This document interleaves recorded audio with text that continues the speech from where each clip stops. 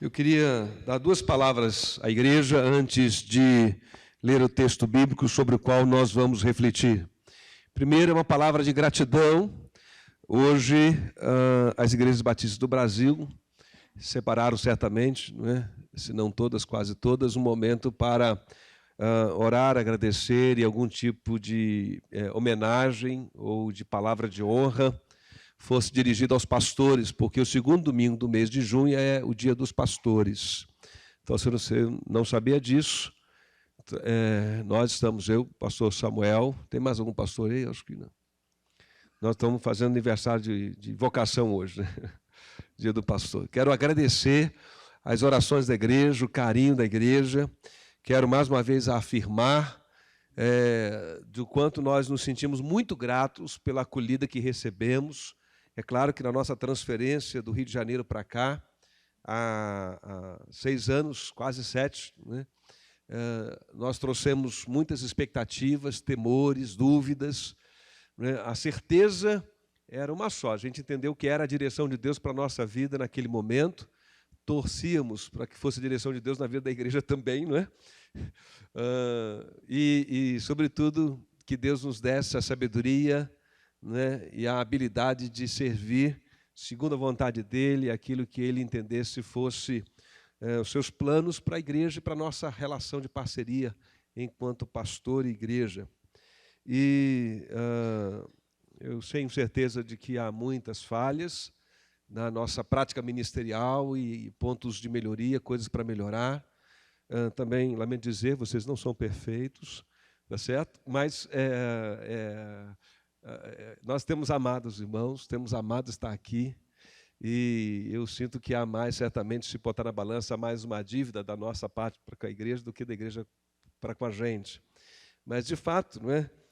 Essa minha palavra, eu quero sublinhar a nossa gratidão familiar e a minha enquanto pastor, porque os irmãos têm nos ajudado, têm facilitado o nosso trabalho pastoral, têm nos ajudado em oração, muitos irmãos, e eu sou muito grato. Hoje eu ganhei, pastor Samuel, uma caneta, e nós estávamos falando, né, depois eu e o Renato conversando, ganhar uma caneta é ganhar um elogio, certo?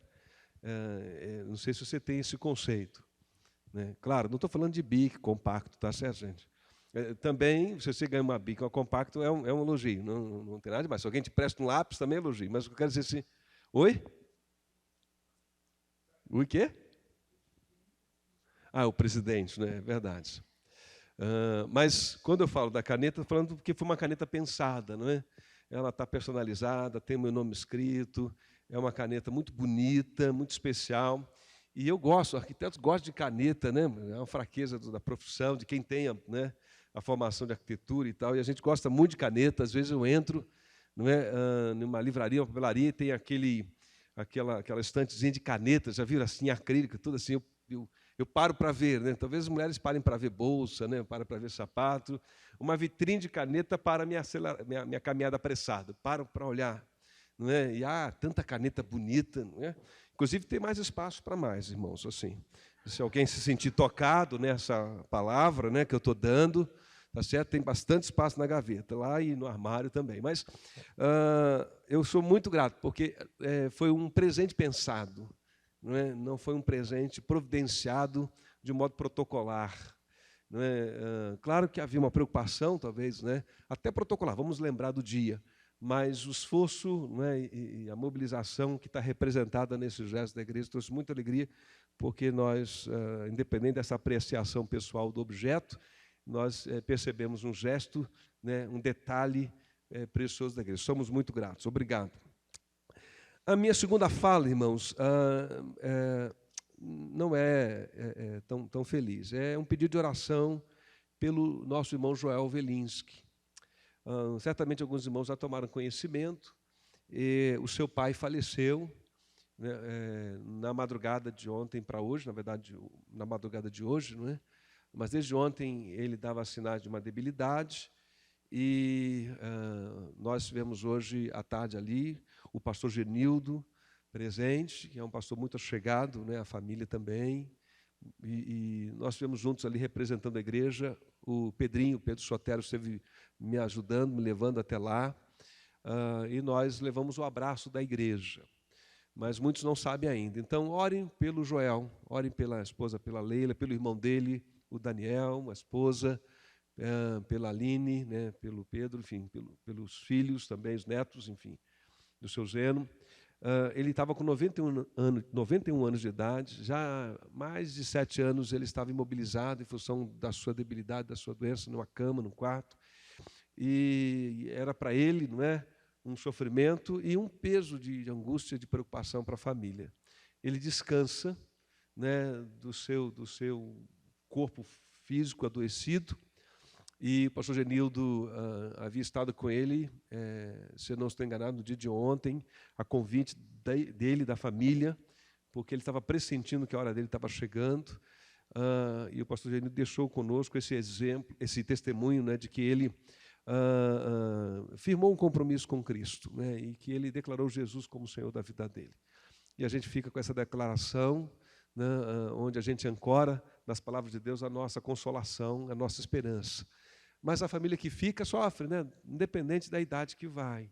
Né, a gente diz, 91 anos, viveu bastante, mas a gente fica com a sensação de que podia ter ficado um pouco mais, podia ter sido melhor, enfim, tantas coisas passam na cabeça da gente, né, e a gente se fragiliza num momento como esse. Então, ore pelo Joel, ore pela família deles e que Deus possa trazer consolação. Ok? Queridos, nosso tema tem sido chamados para servir. Hoje pela manhã, deixa eu ver se está aqui, ok. Hoje pela manhã, nós trabalhamos esse texto de Mateus, capítulo 5, versos 14 a 16, na verdade, do verso 13 a 16, quando Jesus faz aquela afirmação com as duas metáforas, vós sois o sal da terra, vós sois a luz do mundo. Vocês são o sal da terra, vocês são a luz do mundo. E nós refletimos um pouquinho sobre a igreja que não consegue se esconder, porque essa é a ideia que está ali presente. Não se pode esconder, disse Jesus, uma cidade edificada sobre o monte. E a gente entende que é uma referência ao fato de que uma cidade, à noite, quando acende a sua iluminação, ou mesmo naquele contexto de dia, né, em que as cidades eram fortificadas, pareciam mais um forte, tinham muros, né, eram edificadas no alto, no monte, justamente por medidas de segurança. Então, era o espaço privilegiado para se edificar uma cidade. De um modo ou de outro, uma cidade no alto chama a atenção, e Jesus usa essa expressão, sal da terra e luz do mundo, para falar da nossa identidade como igreja e do nosso chamado para exercer uma influência, um impacto na nossa sociedade, no nosso meio. Seja através da nossa vida pessoal, individual, como discípulos de Jesus, seja da nossa movimentação como igreja, da nossa comunidade da fé. É uma igreja que não consegue se esconder. E por que nós falamos sobre isso pela manhã?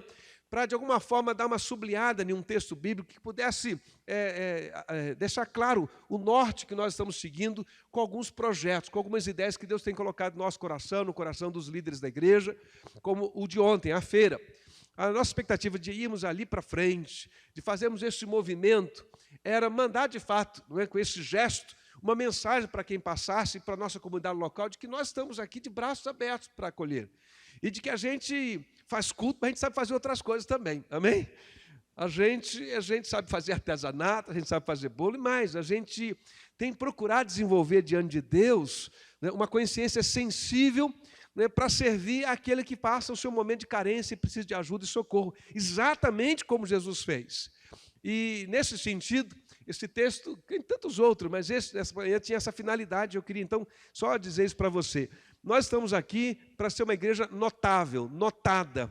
Nós não queremos que o bairro não saiba que a gente está aqui, amém? Nós queremos no melhor sentido, nós não queremos ser reconhecidos pela imponência do prédio, né, pelo tamanho da construção, mas nós queremos ser reconhecidos pela nossa relevância graciosa, amorosa, da nossa bondade.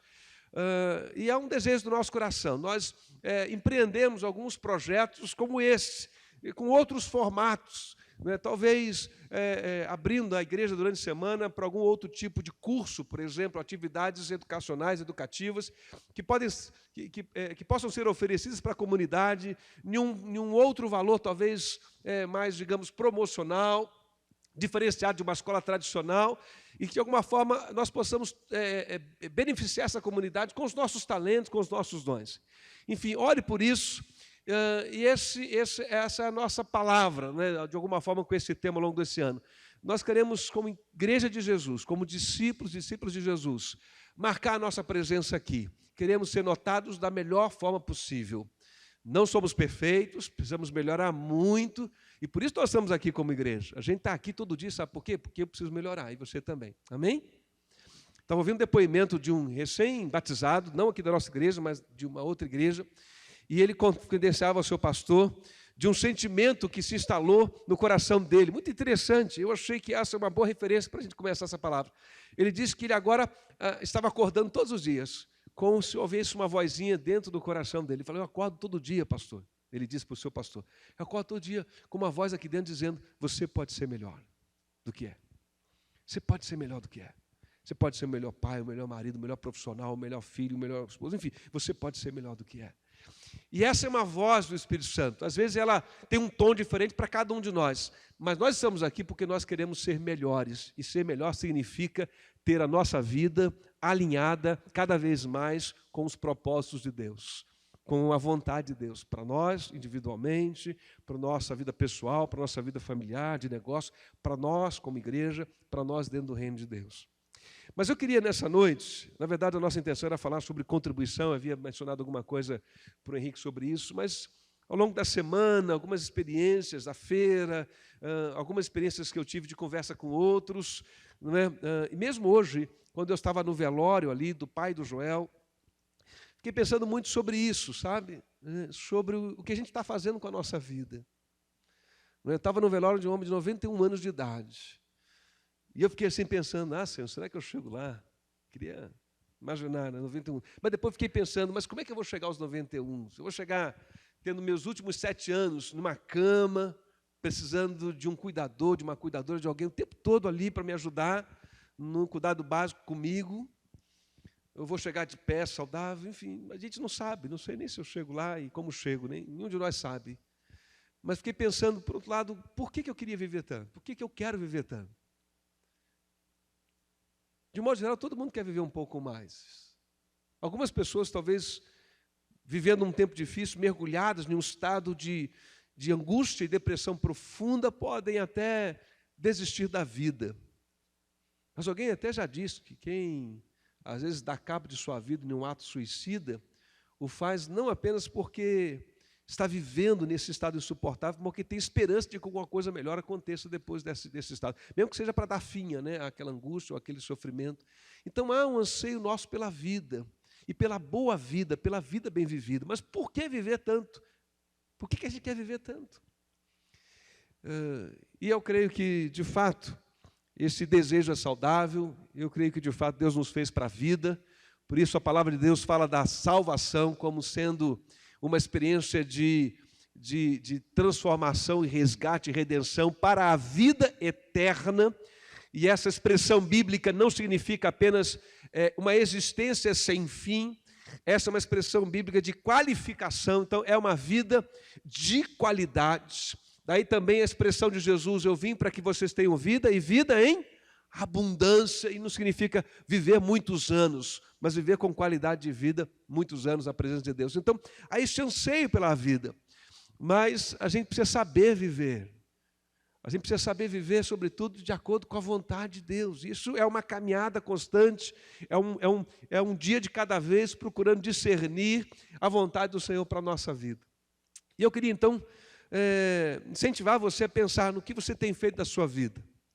Quero começar essa palavra, então, fazendo um convite a você para que você se envolva, não é? Um pouco mais com o reino de Deus, com a vida de serviço e com a igreja e com a IBAI. Deixa eu dar uma palavra bem prática nessa introdução. Como é que você e eu podemos servir? Servir no reino de Deus e servir na Igreja Batista Avenida dos Estados. É uma introdução bem prática, ok? Então, deixa eu responder esta pergunta. Primeiro, no reino de Deus, alguns exemplos, talvez pudéssemos aumentar esse número de 4 para muito mais. Eu tentei resumir e condensá-los. Primeiro, você e eu podemos servir com as nossas habilidades. Quando eu falo habilidade, estou pensando em dons, talentos, no que você sabe fazer. Você pode servir ao seu vizinho, à sua família, às pessoas, com as suas habilidades. O que você sabe fazer de um modo especial, você recebe elogio, você recebe reconhecimento, e talvez seja muito natural. Lá no fundo, quando você faz esse negócio, você diz, nossa, eu sei fazer isso é uma coisa que eu faço bem feito. Às vezes nós nos frustramos tentando fazer coisas que a gente não sabe fazer bem feito, e a gente quer ajudar, quer servir, quer colaborar, e se envolve com alguma coisa, e nem sempre a gente tem um bom resultado. Mas há, de algum modo, uma área, ou mais de uma área, em que você é bom. Então, use os seus dons, seus talentos, suas habilidades para abençoar pessoas, para ajudar pessoas, para servir. Conhecimento, e aí eu estou pensando não apenas na sua formação acadêmica, nas leituras que você tem, nos cursos que você fez, nas coisas que você aprendeu, mas também a sua experiência de vida, o seu conhecimento adquirido ao longo da sua história de vida. O que você vai fazer com isso? Não guarde só para você, divida, instrua, compartilhe, não é? Gaste tempo falando para as pessoas alguma coisa que elas precisam aprender e conhecer, e você pode ajudá-las. Sua profissão, suas atividades profissionais, remuneradas ou não. E aí eu penso mesmo, inclusive, nesse conceito de vocação. Às vezes a gente trabalha numa profissão, tem uma atividade profissional remunerada, que não tem a ver com a nossa vocação, mas a gente precisa pagar as contas, tem que arranjar um trabalho, foi o que apareceu, não é isso? A gente pega para fazer. Às vezes a gente consegue fazer um trabalho que tem a ver com a nossa vocação, ou seja, aquilo que tem a ver com o nosso coração. Alguém me ensinou, e parece para mim faz sentido, não sei se você sabe, a grande diferença de alguém que trabalha, tem um emprego, uma atividade que não é vocacional, de um outro que tem uma atividade que é vocacional. É que o trabalho e o emprego pagam você para fazer aquilo. Se pagam você para fazer esse negócio, e você não faria de outro modo, então isso é um trabalho ou um emprego. Pode ser isso, talvez seja até a sua profissão. E vocação? Vocação é aquilo que você pagaria para fazer. Se ninguém pedir, você vai se oferecer. Se ninguém chamar, você quer fazer. E você sente o desconforto se você não está fazendo aquilo. Então, vocação é o que você paga para fazer, e um trabalho ou emprego é alguma coisa que pagam você para fazer. Faz sentido isso? De um modo ou de outro, seja como for, a sua profissão pode ser um meio para abençoar e servir pessoas. Mesmo que você esteja em uma atividade, em um trabalho em que você não sente tanta alegria, porque não tem a ver com a sua vocação, mas faça bem feito e abençoe pessoas. Alguém está precisando daquele serviço. Também você pode contribuir financeiramente. Você pode colaborar, financiando, compartilhando do seu da sua riqueza, da sua prosperidade, dos seus recursos, para abençoar pessoas, para abençoar projetos. Foi o que nós fizemos ontem aqui como igreja, né? No dia de sábado, nós levantamos recursos e foi tão interessante. Nós estávamos falando pela manhã, eu quero repetir essa mesma fala, de ver situações como gente que produziu uma geleia e depois foi ali e comprou a própria geleia que produziu. Dá até para rir isso, parece que a gente, é mais ou menos o que Paulo disse, o evangelho parece loucura. Então a gente faz uma geleia, faz um bolo, faz um cachorro-quente, doa material e se envolve fazendo esse negócio. Depois a gente vai lá no mesmo lugar e compra o que a gente fez. Não é? Mas porque é uma maneira de ajudar, de servir e usar o nosso dinheiro de maneira solidária, fraterna, bem usada, para abençoar pessoas. Em quarto, você pode dedicar um tempo para servir. E aí, claro, tudo que está ali acima, 3, 2, aliás, são 5, né? Tem 1, 2 está repetido. Né? Então, são 5 itens. Esse quinto item, dedicando tempo para servir, eu coloquei a igreja, eu vou explicar por quê. Mas tudo que a gente faz requer tempo. Ninguém veio aqui ontem, porque acordou sábado e pensou assim, eu não tenho nada para fazer, deixa eu pensar. Shopping não abriu ainda, 9 horas, não está... Não é isso aí. Tá sol, mas Curitiba não tem praia, está frio para ir para o parque, sei lá. Aí diz, vou para a feira. Para a feira da eu acho que não foi assim, eu acho que houve um senso de compromisso, de doação, de envolvimento, e a gente veio. Mas veio por quê? Porque a gente encaixou na agenda. Eu vou lá dar meia hora, 15 minutos, eu não vou poder ir, mas eu vou dar um jeito de, durante a semana, trabalhar em favor daquilo, orando, compartilhando alguma coisa, ou preparando alguma coisa, um bolo e mandando para lá. Então, para servir, requer tempo, não é? E a gente, às vezes, vive uma vida tão corrida, e há tantas solicitações e do trabalho, da vida, das contas que chegam, dos relacionamentos que solicitam a nossa atenção, e também dos nossos interesses, não é? de lazer e tanto mais. E a gente precisa arranjar tempo para servir. Né? E dizer para a gente mesmo, Natan, não viva só em função dos seus interesses. A Bíblia diz, viva também em função do interesse do outro. Então você pode servir no reino de Deus. O reino de Deus é muito maior do que a igreja. Quando você está na escola, no trabalho, onde você estiver, você pode estar sendo um instrumento, um agente de Deus para abençoar pessoas. Está claro isso? Mas como você pode servir na IBAI? Eu queria dar 3 opções a você, entre outras possíveis, e elas estão nesse livretozinho que nós distribuímos como devocional na parte final. Elas estão aqui descritas e detalhadas nessa última parte. Como é que você pode servir a Deus através da estrutura de trabalho da IBAI? Primeiro, você pode servir como voluntário o quê? Eventual. O que seria um voluntário eventual? O que seria um voluntário eventual? É um voluntário eventual, disse minha esposa, profunda sabedoria, não é isso? Se ela disse, é isso mesmo.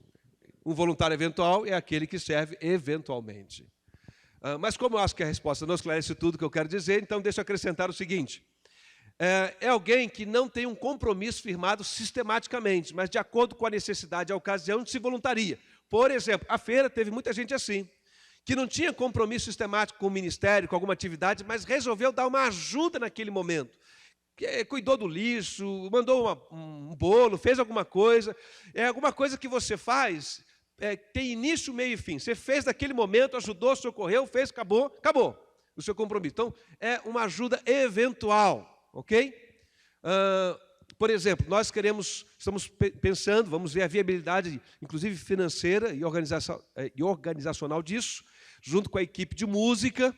Nós queremos promover um musical de Natal e talvez iniciar um musical da Avenida. Não é? Está faltando criatividade. É a Feira da Avenida, musical da Avenida. Né? Mas a igreja é a Avenida, também Igreja da Avenida, dos estados, então está tudo certo. Nós queremos fazer aqui fora.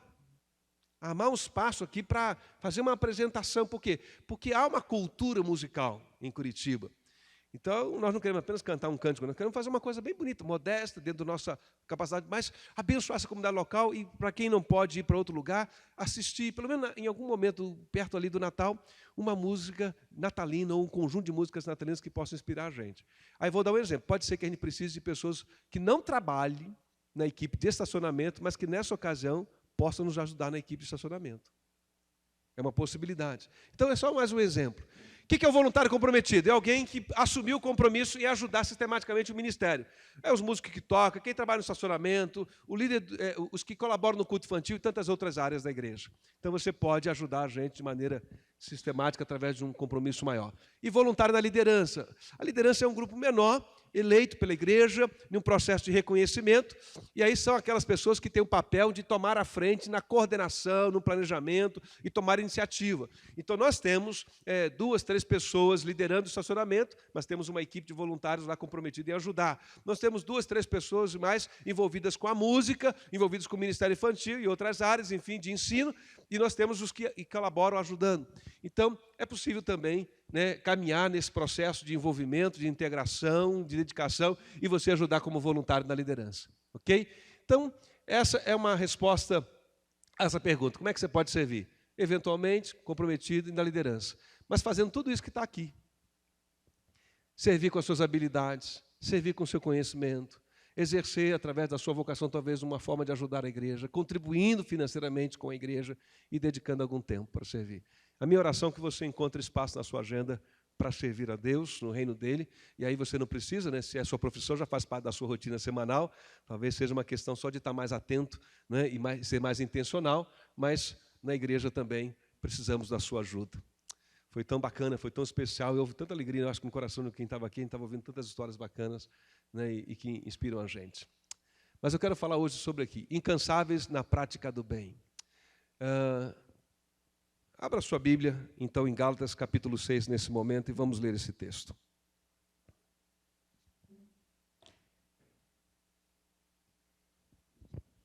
Incansáveis na prática do bem. Livro de Gálatas, carta do apóstolo Paulo aos Gálatas, no capítulo 6, a partir do primeiro verso ao verso 10. Gálatas, capítulo 6. A partir do verso 1 ao verso 10. A Bíblia diz assim: Irmãos, se alguém for surpreendido em algum pecado, vocês que são espirituais deverão restaurá-lo com mansidão. Cuide-se, porém, cada um, para que também não seja tentado. Levem os fardos pesados uns dos outros, e assim cumpram, ou algumas versões dizem, assim cumprirão a lei de Cristo. Se alguém se considera alguma coisa não sendo nada, engana-se a si mesmo. Cada um examine os seus próprios atos, e então poderá orgulhar-se de si mesmo, sem se comparar com ninguém, pois cada um deverá levar a própria carga. O que está sendo instruído na palavra, partilhe todas as coisas boas com aquele que o instrui. Não se deixe enganar, de Deus não se zomba, pois o que o homem semear, isso também colherá. Quem semeia para a sua carne, da carne colherá destruição, mas quem semeia para o Espírito, do Espírito colherá a vida eterna. E não nos cansemos de fazer o bem, pois no tempo próprio colheremos, se não desanimarmos. Portanto, enquanto temos oportunidade, façamos o bem a todos, especialmente aos da família da fé. Amém. Vamos orar outra vez? Feche os olhos, ore comigo. Senhor, Tua palavra é viva, ela é eficaz, ela é verdadeira.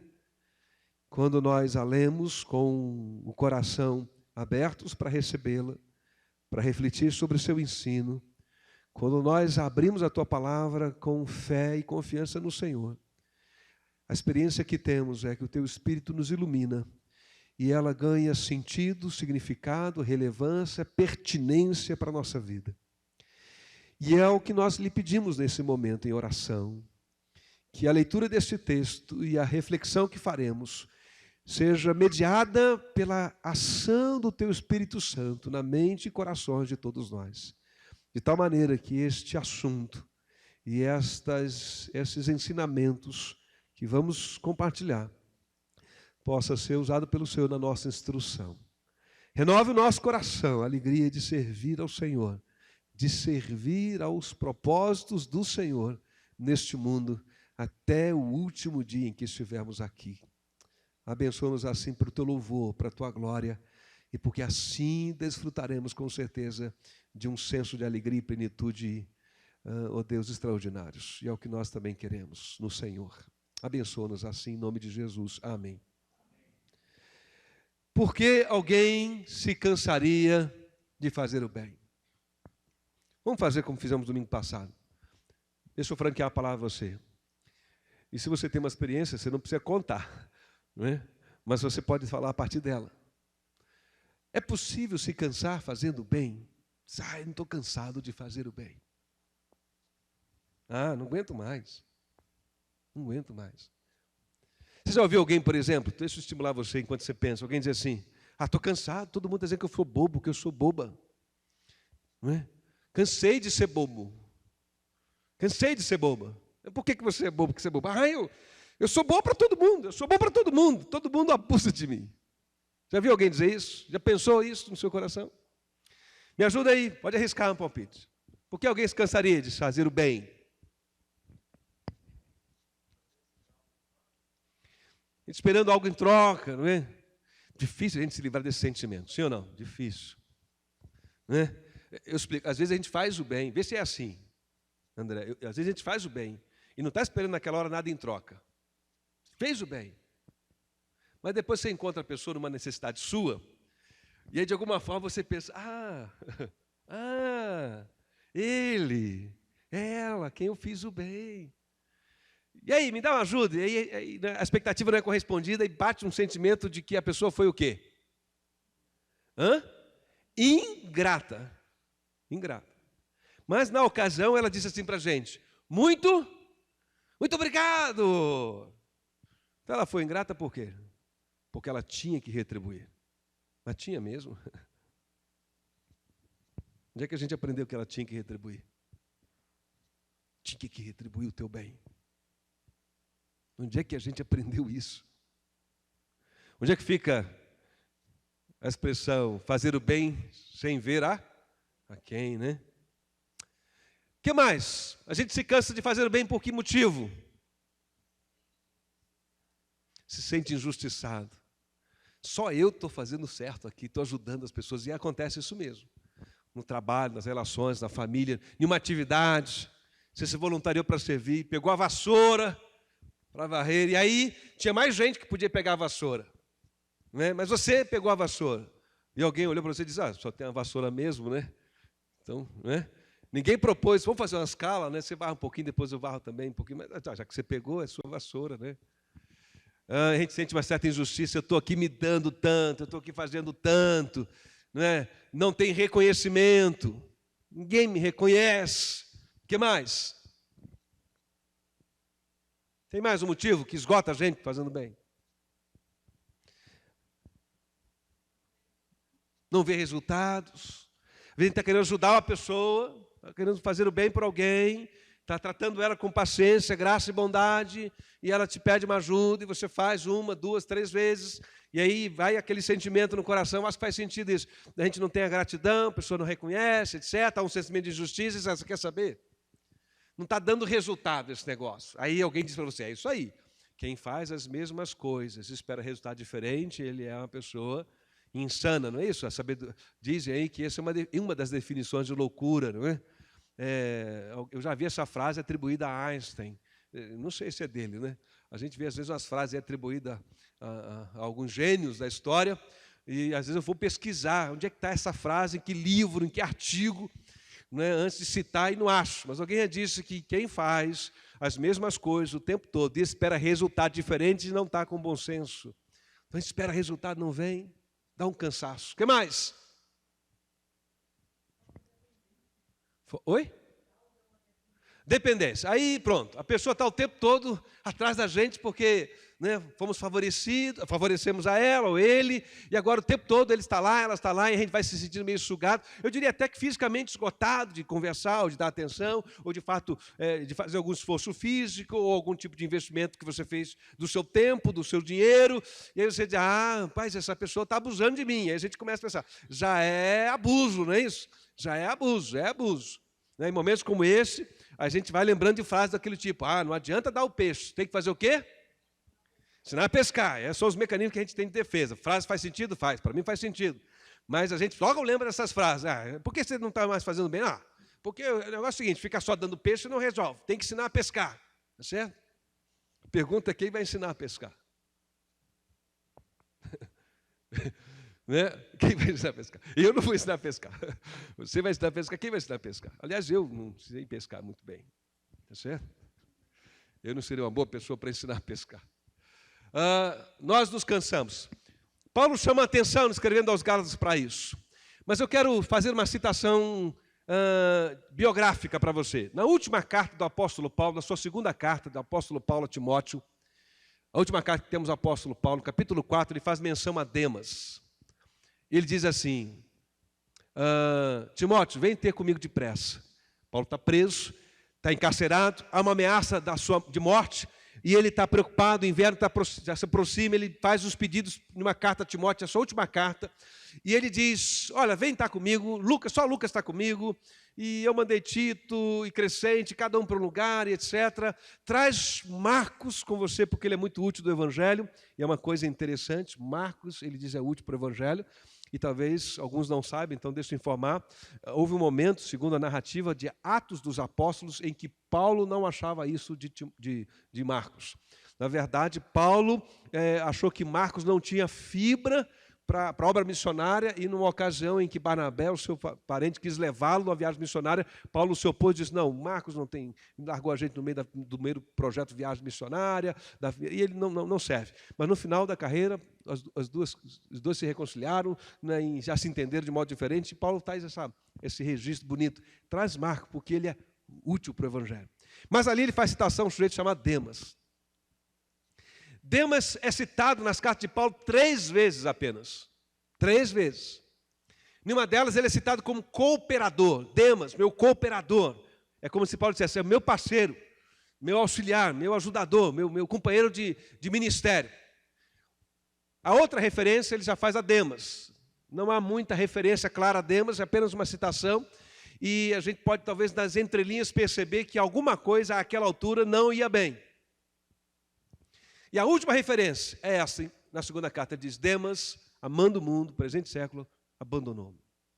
Abandonou a visão de Deus para a vida dele, abandonou o ministério, abandonou o bem ministerial, ou a prática do bem na perspectiva do projeto de Deus para a vida dele, para o ministério. E Paulo diz: Demas seguiu o curso da vida, do mundo, ele não quer mais compromisso com a igreja, com o evangelho, com Cristo. Eu diria, Demas cansou-se de fazer o bem.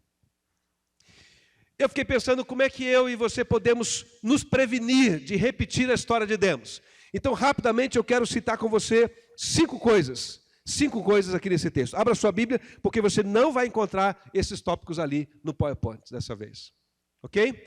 Então, eu quero acompanhar para você algumas referências. Essas primeiras referências que estão aqui, no verso 1 e no verso 2. Irmãos, se alguém for surpreendido em algum pecado, vocês que são espirituais, deverão restaurá-lo com mansidão. E aí ele diz uma recomendação: cuidem-se, porém, cada um, para que também não seja tentado.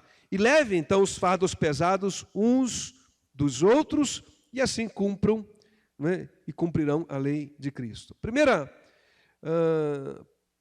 lição que esse texto traz para mim, que pode ajudar a gente a ter uma atitude mais preventiva de não nos cansarmos quanto à prática do bem, é reconhecermos que todos nós estamos sujeitos a tropeçar e a errar. Não há super-homem, nem super-mulher, nem super-crente, nem super isso ou aquilo no reino de Deus. Nós somos todos nós de carne e osso. E há momentos mesmo que a gente cansa. Há momentos que a gente cansa do trabalho, há momentos que a gente cansa das pessoas, há momentos que nós nos cansamos das rotinas, inclusive das rotinas da igreja. Inclusive das rotinas da igreja. Alguns de nós, alguns de vocês, têm um histórico de envolvimento de anos. Não são pastores como eu sou, de vocação e profissão, mas são tão dedicados quantos, ao longo de toda uma história de vida, estão envolvidos, desde a conversão e batismo, em ajudar a igreja e servir ao reino de Deus, especialmente nesse ambiente eclesiástico da comunidade cristã. E talvez você também possa testemunhar junto comigo desse sentimento. Às vezes a gente se cansa, inclusive, da comunidade cristã. Inclusive da igreja.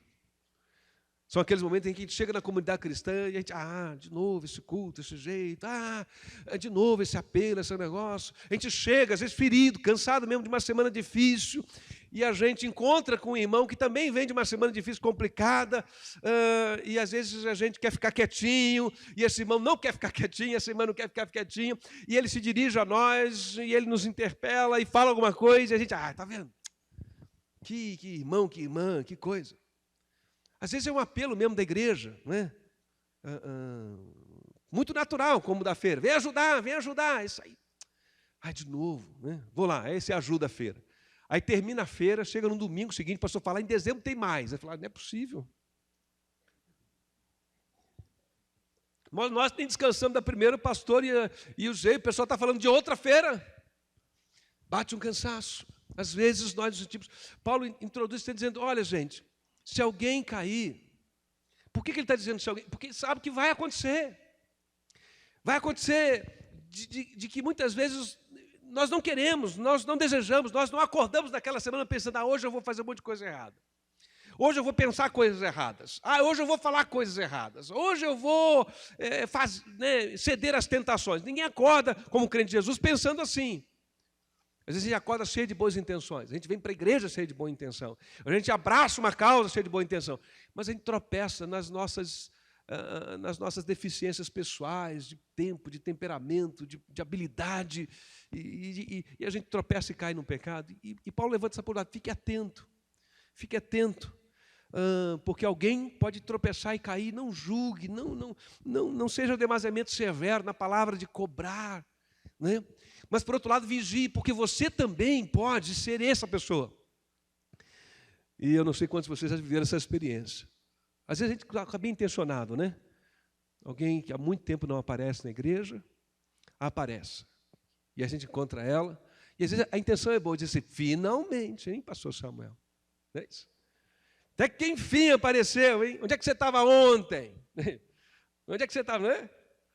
E aí, às vezes, é carinho isso até. É um zelo, mas o outro não está bem, né? E não recebe aquilo que você vê.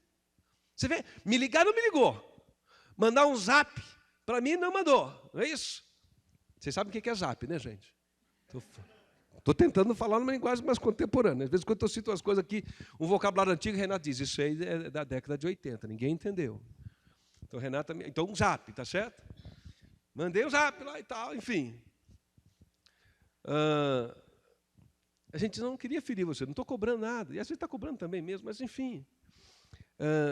Paulo diz, olha, vamos levar as cargas uns dos outros, vamos nos tratar com paciência e bondade, e vamos nos lembrar, vigiar, que a gente pode ser essa pessoa amanhã. Vigiar o quê, gente? Vigiar o nosso coração, vigiar os pensamentos que abrigamos em nossos corações, vigiar as coisas que estão entrando em nossos ouvidos, vigiar, às vezes nós cedemos a uma tentação, nós caímos em pecado, nós nos rendemos às nossas deficiências sem resistir a elas. E por quê? Porque nos cedemos o luxo de nos expor, né? Aquilo que não convém a uma fala, a um ambiente, a uma conversa, e você entrou lá, estava uma roda de escarnecedores, não é?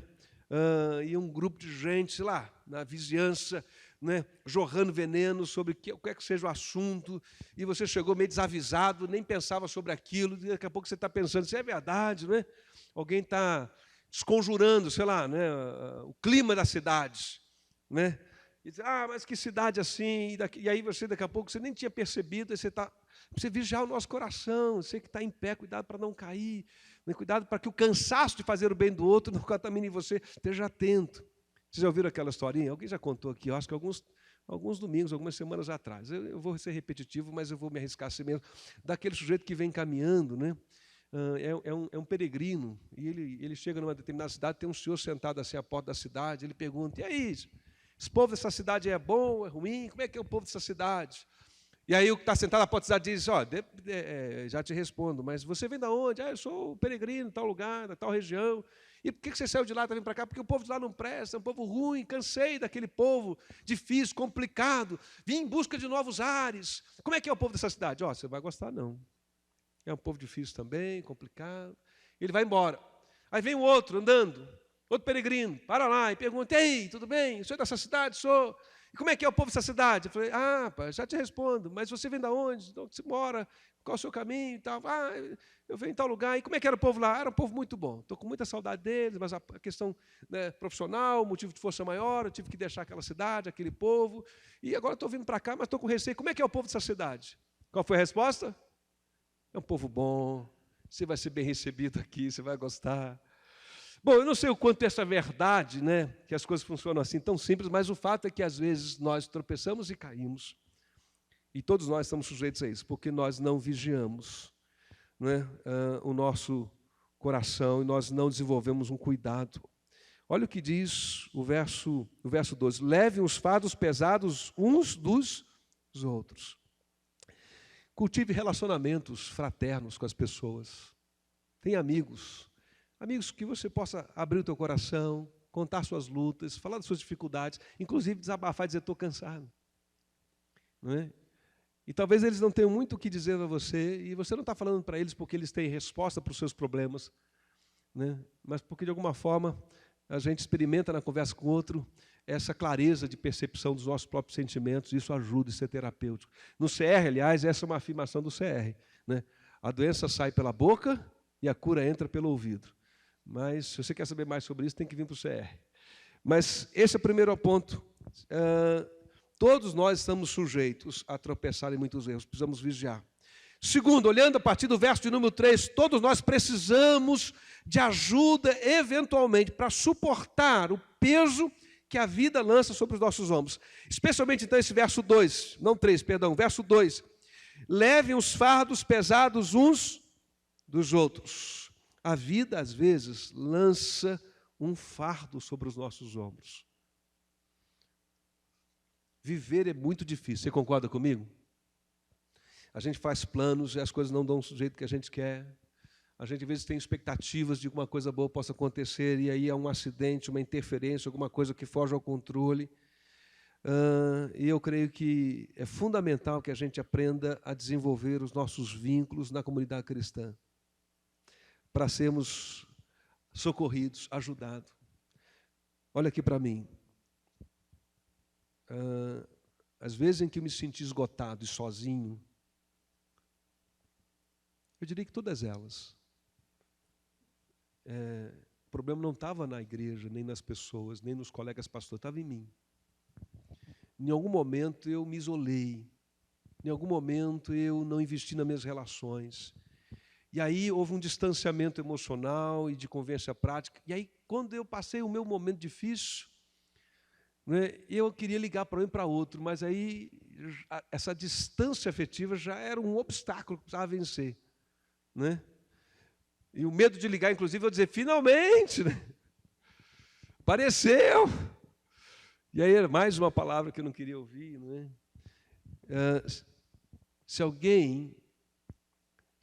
Olha aqui, se eu preciso de alguém para levar o meu fardo, eu preciso cultivar esse relacionamento antes que esse fardo comece a pesar. Quem anda sozinho, diz a frase, né, de uma canção antiga, pode ir mais rápido, mas nem sempre vai mais longe. Por isso, o Eclesiastes diz, é melhor serem dois do que um. Porque com um tropeço, o outro levanta. Se dois dormirem juntos, se aquece. Então, para que alguém leve o meu fardo, eu preciso me aproximar desse alguém. E agora, olha aqui para mim, para que eu possa levar o seu fardo, você precisa se aproximar de mim. Aliás, deixa eu dizer uma coisa a você. Sobre pastores, no plural. Não sobre pastores, mas sobre pastores. Pastores não têm bola de cristal. Até porque nem convém o pastor ter bola de cristal. Não fica muito legal. Acho que não combina o pastor olhando a bola de cristal. É um ditado popular para dizer que uma pessoa não sabe adivinhar o futuro, né? O futuro. Hoje bateu uma aflição, porque eu recebi as informações sobre o falecimento do Joel, mas não recebi informações sobre o lugar, sobre hora, sobre tudo. Bateu uma aflição, porque eu recebi uma mensagem que era 9h da manhã e quando eu só vi, era 1h da tarde. E eu disse, onde é? E aí procura o telefone em contato, liga para um, liga para outro, para eu ter informações concretas, e liga para alguém, o telefone chama, a pessoa não atende, né, manda uma mensagem. Também, entre pastores, entre líderes da igreja, né, se você se isola, se você não abre o teu coração, a gente não tem como saber o que está acontecendo. Então, é preciso que haja entre a gente essa capacidade de nos relacionarmos, inclusive nesse nível de abrir o coração, de confiar no outro e de contar o que a gente está vivendo, para que a gente possa investir no nosso relacionamento. Amém? Voltando então para cá, vamos levar os fardos uns dos outros, e isso significa que a gente precisa estar juntos. Terceiro lugar, todos temos como nosso maior adversário nós mesmos. Olha o que diz os versos seguintes. Está com a Bíblia aberta aí? A partir do verso de número 3. Se alguém considera ser alguma coisa, não sendo nada, o que acontece com essa pessoa? Ela o quê? Se engana-se a si mesmo. Cada um, então, examine os seus próprios atos, e então poderá orgulhar-se de si mesmo, sem fazer o quê? Sem comparar-se com ninguém. Pois cada um deverá levar a própria carga. Agora, olha aqui, gente. De um momento, Paulo diz assim, levai as cargas uns dos outros. Agora ele vem aqui no outro momento, o que ele diz? Daniel, leva a sua própria carga. Mas como assim? Como assim? Eu vou levar a minha própria carga, ele leva a própria carga dele, ou nós levamos a carga um do outro? Há algumas possibilidades, eu quero ser direto com você. Eu creio que Paulo está chamando a nossa atenção nos primeiros versos para a importância de desenvolvermos vínculos, né, e de abrirmos nosso coração nesses vínculos e criarmos vínculos fraternos de amigos, de companheiros, irmãos e irmãs que oram por nós, que sabem da nossa vida, sabem das nossas lutas, que não nos julgam e nós confiamos neles e nelas. E sempre isso é arriscado, confiar nas pessoas, sermos julgados, sermos traídos, mas é um risco que vale a pena quando a gente consegue criar esses laços. No entanto, Paulo não está dizendo que com isso a gente não seja responsável em encarar os nossos problemas e desafios. E eu creio que nesse ponto o que ele está dizendo é o seguinte, seja autorresponsável. Então, em terceiro lugar, todos nós precisamos encarar o nosso maior desafio, que somos nós mesmos. Às vezes o meu problema nos relacionamentos, às vezes o meu cansaço na igreja, o meu cansaço de fazer o bem, às vezes esse sentimento de que eu estou sendo bobo. Na verdade, eu estou sendo vencido por mim mesmo. Em que dimensões, gente? Na dimensão, por exemplo, do meu egoísmo. Do meu egoísmo. Porque eu queria que alguém desse um tapinha nas minhas costas e dissesse, você fez um bom trabalho. Ninguém disse isso, a minha vaidade ficou ferida, o meu orgulho ficou ferido. Às vezes porque nós temos a impressão de que não há reconhecimento mesmo, e a gente fica assim, não tem reconhecimento, por que eu estou fazendo o que eu estou fazendo? A resposta cristã para essa pergunta, qual é?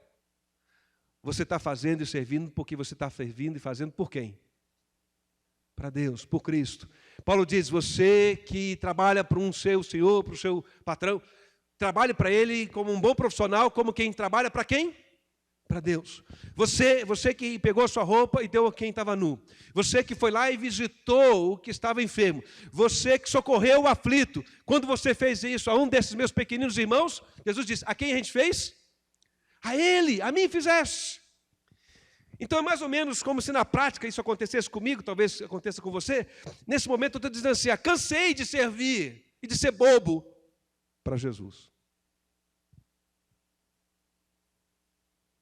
Faz sentido? Não faz sentido.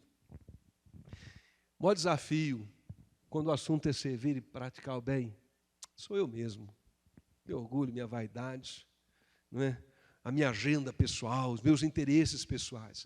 É evidente que a gente precisa tirar momentos para descansar, renovar as forças, mas a gente precisa vigiar o nosso coração para que esse cansaço não venha por conta do nosso próprio orgulho. Em quinto lugar, e último lugar, amém? Gente, deixa eu ver. Não, dá para pregar mais uns 2 pontos ainda? Deixa eu ver, não. Acho que não. Olha aqui. Já quero terminar com você. Então, por favor. Como é que nós podemos continuar praticando o bem e não nos cansarmos? Eu acho que a gente precisa escolher diariamente, segundo a vontade de Deus, seguir a vontade de Deus e não seguir a vontade dos nossos impulsos. É isso que ele diz nos versos seguintes. E deixa eu dar um salto e ir adiante aqui. Quem semeia, a partir do verso 8, está comigo? Verso 8. Quem semeia na carne, da carne o quê? Colherá destruição. Mas quem semeia para o Espírito, do Espírito colherá o quê? A vida eterna. Então ele está dizendo, você pode viver segundo a carne, ou você pode viver segundo o Espírito. Paulo está dizendo, você pode viver segundo a mentalidade e a lógica do mundo, ou você pode viver segundo a lógica e a mentalidade de Cristo, do Espírito Santo. E ele diz, escolha viver segundo a mentalidade do Espírito Santo. Escolha agir, não porque alguém vai reconhecer, não porque há um lucro nessa relação, mas porque o certo é fazer o bem. Este é o certo. E de algum modo, Paulo está dizendo, quando você semeia bondade, quando a sua palavra é bondosa, quando o teu gesto é bondoso, quando a tua ação é bondosa, incansável, persistente, amorosa, graciosa, de algum modo você está escolhendo o caminho da vida, do Espírito, da direção de Deus, e você vai colher frutos disso. Porque sim, para mim faz sentido, pode ser para você só um jargão, mas para mim traduz uma verdade. As escolhas que eu faço, as escolhas que você faz, fazem você.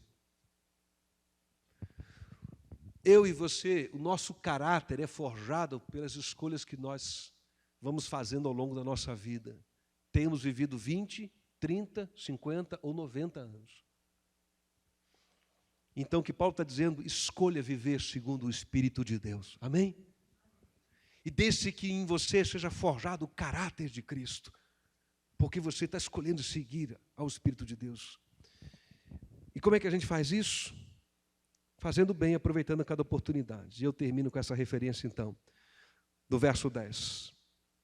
Versos, 9 e 10. E não nos cansemos de fazer o bem, pois no tempo próprio colheremos se não desanimarmos. Há uma colheita do bem, da parte de Deus, para mim e para você. Verso 10. Portanto, enquanto temos oportunidade, façamos o bem a todos, especialmente ao da família da fé. Então, 2 coisas para terminar. Enquanto tivermos oportunidade, olha aqui para mim. Você desconfia que Paulo está falando de quê? Dá a sua leitura aí. De quê? Da vida. Enquanto você está vivo, enquanto você respira, Enquanto você pode caminhar, pode falar, pode escutar, pode esticar suas mãos, se mover sem suas pernas, ou mesmo que você já não possa mais, mesmo que talvez você viva circunstancialmente uma imobilidade por uma enfermidade, uma circunstância qualquer, talvez você possa orar, talvez você possa escrever uma carta para alguém, talvez você possa apenas emprestar o seu ouvido para ouvir alguém. Eu me lembro de ter visitado o seu irmão Luiz, esteve conosco, não foi isso, irmão Luiz? Lembra dessa visita? E nós fomos para orar com ele há bastante tempo, e fomos nessa visita, visitar o pai do João. E oramos lá, e tivemos um tempo junto, mas nós saímos nos sentindo também abençoados pela fala dele, pela maneira como ele nos recebeu, inclusive pelo seu bom humor com que ele demonstrou. Não encontramos um homem reclamando da vida, encontramos alguém reagindo, inclusive, à vida. E nós fomos edificados de algum modo. A gente vive essa experiência, às vezes vai no hospital, visita uma pessoa, e às vezes ela não está bem, a gente leva ânimo, coragem para ela. Às vezes a gente vai no hospital e a gente não está bem, mas a gente vai lá porque o centro de dever tem que ir. E às vezes encontra o doente lá, e o doente é que está bem. E ele que encoraja a gente. E ele que diz uma coisa boa, e a gente sai de lá dizendo, nossa, foi bom demais ter vindo aqui. E a gente tem vontade de ficar, né? Mas alguém vem e diz, acabou a visita, né? Porque a gente quer ficar. Em nome de Jesus. Em nome de Jesus, eu trago esse apelo singelo para o teu coração nessa noite. Não desista de fazer o bem. Aproveite a oportunidade enquanto você está vivo. E quando Paulo fala especialmente da família da fé, eu acho que Paulo está dando um estímulo em uma direção. Por onde eu começo? Paulo diz, começa com a tua casa. Começa com os da família da fé. Ele não está falando da família de sangue porque se pressupõe, na fala dele, que na família de sangue a gente já vai fazer bem mesmo. Né? A gente se protege, a gente protege os nossos. Né? Eu e o Renato temos família grande. Mais uma vez, logo no início do nosso relacionamento, eu falando das nossas histórias de família, aí, de repente, eu falei para o Renato, estou contando essas coisas da minha família, mas eu posso falar, você não pode falar não. Porque a gente fala mal um do outro, critica um ao outro, a gente briga com tios, primos, mas aí entre a gente. Porque se alguém de fora, né, a gente compra briga junto, o bloco, não é isso? Costuma ser assim. Nem sempre é assim. E não estou dizendo que é certo ser assim. Estou dizendo de um jeito que a gente é. Mas Paulo fala então da família da fé para dizer o seguinte. Você quer começar? Eu quero fazer o bem. Pastor, eu não sei como, eu não tenho talentos, eu fico inibido. Esse negócio de comunidade unidos do Parolim, como é que eu chego num lugar como esse? Eu não sei. E tem gente que tem habilidades para algumas coisas, a gente não tem, a gente fica vendo a desenvoltura, não é? O meu cunhado, o pastor Leônidas, ele tem desenvoltura para assistir e cuidar de gente toxidependente. Então, eu já me arrisquei falar, conversar, mas é um outro vocabulário, outro gingado. Eu chego meio me esforçando um pouco mais. Eu vou para outro papo, para outra conversa. Mas Paulo diz, começa então pela comunidade cristã. E eu fiquei pensando, hoje está quase em moda, e é quase que intelectualmente inteligente falar mal da comunidade cristã.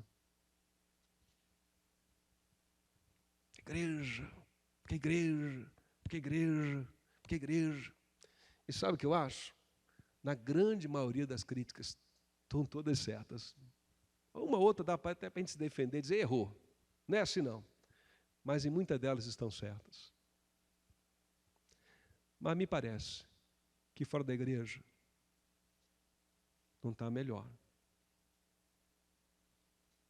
Porque eu me lembro do tempo em que eu tinha negócios. Encontrei gente desonesta nos negócios, encontrei gente falsa nos negócios, encontrei gente que traía nos negócios, mas continuava tentando fazer negócios. Não desistia da profissão. Encontrei na faculdade gente difícil de convivência.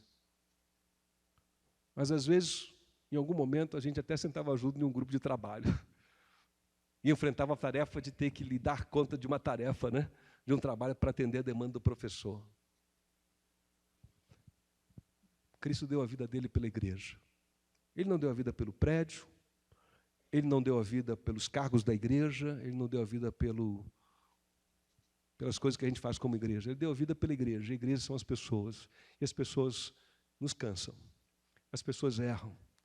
As pessoas nos esgotam. Mas elas também são a fonte de cura. Elas também são a fonte de ajuda e socorro. Nelas a graça de Deus se manifesta. E muitas vezes o Espírito Santo de Deus usa ele e ela para trazer renovo para o nosso coração, para abençoar a nossa vida. Então, não se canse do bem e não se canse da igreja, em nome de Jesus. Vamos cantar uma canção que os músicos prepararam para esse momento e a gente ora no final. Vamos ficar de pé, vamos orar, enquanto o Daniel continua tocando aí, pode ficar a música, para criar esse ambiente. Deixa eu dizer uma coisa, então, essa oração, aliás, tem uma declaração está na revista, da Corrie ten Boom, depois você pesquisa quem é essa moça, mas ela diz que a questão não é quanto tempo a gente viveu de vida, né? Mas o quanto nós nos doamos na vida. Não é quanto tempo a gente viveu de vida, mas o quanto nós nos doamos da vida. Um dia, quando eu não estiver mais aqui, nem você, vão falar a nosso respeito.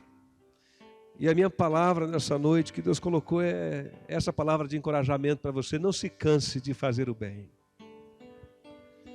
E nada mais importa, nada mais importa.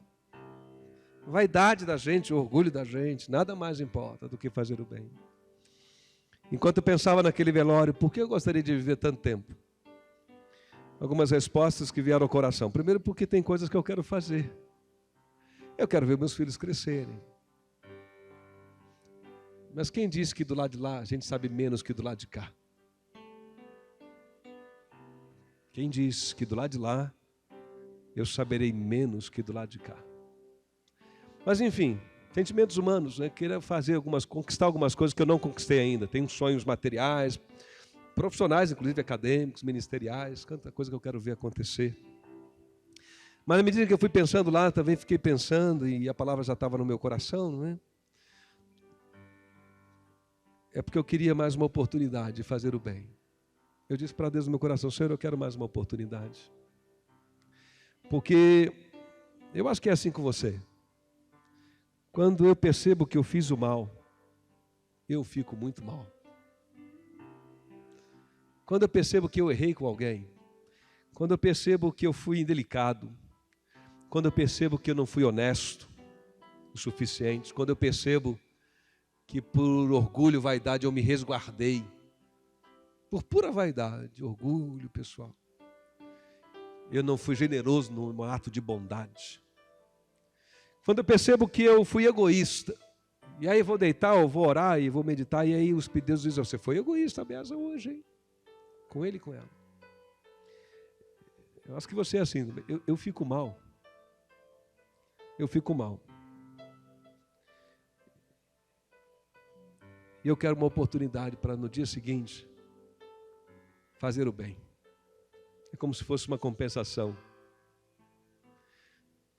A oportunidade do dia anterior passou. Mas quando as misericórdias do Senhor se renovam sobre mim no dia seguinte, eu tenho uma nova oportunidade. É como se Deus dissesse para mim, a cada manhã que eu acordo, a cada manhã que você acorda, estou te dando mais uma chance, hein? Aproveita para fazer o bem. Incansável. Homem e mulher de bem, de bom. Enquanto houver gente nu, precisando de roupa, você tem a oportunidade de fazer o bem. Enquanto houver gente de fome, passando fome e necessidade, a gente tem a oportunidade de fazer o bem. Enquanto houver comunidades como o Parolim nas nossas cidades, a gente tem a oportunidade de sobra para fazer o bem. Enquanto houver gente enferma, a gente tem a oportunidade para fazer o bem. Enquanto tiver gente solitária, deprimida, sem perspectiva de vida, a gente tem oportunidade para fazer o bem. Enquanto tiver gente analfabeta, ou do português ou digital, a gente tem oportunidade para fazer o bem. Enquanto houver alguém que não conhece a graça e o amor de Jesus, eu e você temos oportunidade de fazer o bem. Fecha os olhos e vamos orar ao Senhor. Pai, nós nos consagramos a Ti mais uma vez nessa noite, nesse lugar especial de adoração e culto. Que o nosso coração possa estar alinhado com o Teu coração. Vê se há, ó Deus, neste momento em nossos corações alguma coisa que nos incline para o erro, para a carne, para o pecado, para as coisas que nos destroem destrói a nossa família, destrói os nossos relacionamentos fraternos com os amigos, com a comunidade cristã da igreja, com a vizinhança. Vê se há alguma coisa perversa no nosso olhar, no nosso pensamento, na nossa fala. Em nome de Jesus, pela presença do Teu Espírito em nós, que o fruto da bondade, do amor, da temperança, fruto do amor do Teu Espírito floresça de um modo, ó Deus, poderoso. Renova as nossas forças para fazermos o bem, para fazermos quantas feiras da avenida forem necessárias, ou de outra forma, de outro modo que seja, mas renova a nossa força para fazer o bem, para sermos dóceis, amáveis, bondosos, pacientes, tolerantes. Ajuda-nos no domínio próprio, ajuda-nos a sermos generosos, ó Deus, e não econômicos na bondade. Ajuda-nos a fazermos o bem. Ah, Senhor, contra o bem não há lei, contra o bem não há lei. Na verdade, a lei é a favor do bem. Amar a Deus e ao meu irmão e ao próximo é a lei que cumpre todas as outras. Ó Deus, é o princípio legal de cumprimento de toda a lei de Cristo. Então nos ajuda a viver dessa forma. Eu quero, ó Deus, como ministro da Tua Palavra, orar nessa noite por aqueles corações que estão aqui, que o Senhor conhece. O Senhor conhece na comunidade aqui nessa noite. Talvez alguns nem estejam aqui, não sei. Mas visita esses corações. Traz alento, traz consolo, traz ânimo. Traz vontade de viver. Arranca daí a tristeza, a depressão. Renova as forças, ó Deus, do vigor para a vida. Renova a esperança, renova a alegria. Renova o desejo de ser bom. Retira esse sentimento de vergonha, de inadequação, que alguém semeou dizendo que a gente era bobo por ser bom. Ah, Senhor, é melhor ser bobo por ser bom do que ser um esperto mal. Ah, Senhor, em nome de Jesus, cura esses corações cansados e renova a alegria e o amor pela Tua igreja, Senhor. Pela convivência, ainda que haja desafios nela, mas a cura, algo de terapêutico, quando a comunidade se reúne em nome de Jesus, e a Tua palavra diz que o Senhor está presente ali. Que essa verdade seja, ó Deus, assimilada em nosso coração e mente, por Teu louvor e glória. Abençoa-nos assim em nossa semana. Faz-nos enxergar à nossa volta as oportunidades para fazer incansavelmente o bem. Em nome de Jesus, amém. Deus abençoe. Boa semana para você. Não saia correndo sem dar um alô, sem dar um olá, sem se despedir de alguém. Vá em paz.